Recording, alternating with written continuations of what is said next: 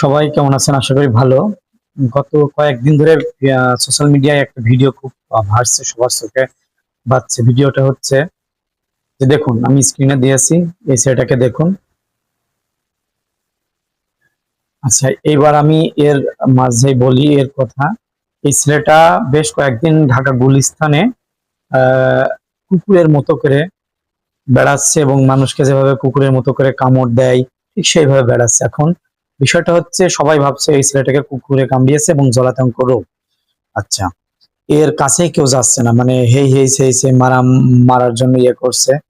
অবশেষে এই ব্যক্তিটা এর কাছে গেছে এবং এবং পরবর্তী একটা ভিডিও দেখুন, সেটাই বলেছে সে মেহজক্ষিতে সে যদিও ট্রিটমেন্ট করেছে কি না করেছে সে আপনারা বুঝতে পারছেন। পরবর্তী একজন ব্যক্তি গোয়ালন্দ বাজার, সে তাকে, গরিব মানুষ, তাকে নিয়েছে। নেওয়ার পরে তাকে এই যে দেখতে পাচ্ছেন, তাকে বেশ পরিপাটি করে হাসপাতালে নিয়েছে। নেওয়ার পরে সে নিজের মুখে স্বীকার করছে যে আসলে সেই আচরণটার কারণ হচ্ছে তার কুকুরে কামড়িয়েছিল, যার কারণে সে এই, কেউ যদি পানি দেয় বা বেশি ডিস্টার্ব করে তাহলে তার এই ধরনের সমস্যাগুলো হয়, গায়ে পানি পড়লে বা যেটা আর কি জলাতঙ্কের প্রবণতাটা বাড়ে।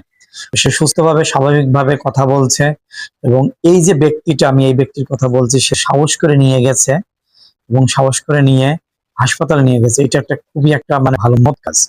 হ্যাঁ, এবং ডাক্তার তাকে বলেছে যে সে সুস্থ হবে এবং স্বাভাবিক অবস্থা হবে ইনজেকশনের মাধ্যমে। তো আমিও চাই যে সেই ধরনের ব্যক্তি সমাজে বেশি হোক, যারা অসহায় মানুষকে সহযোগিতা করে।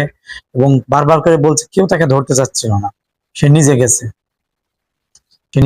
নিজে গিয়ে সে ডাক্তারকে বলেছে বা সবকিছু বলেছে, সে নিয়ে যায়। একটা গরিব মানুষ তো, কার ছেলে নাকি ছেলে, এবং তারই অভাব হলো যে আর মরে যায়। তারপর তার বাবা আর একটা বিয়ে করে, বিয়ে করার পরে সেই মা তাকে ভালোবাসে না, যার কারণে হয়তো সে রাস্তায় রাস্তায় ঘোরে এবং কুকুরে তাকে কামড় দেয়।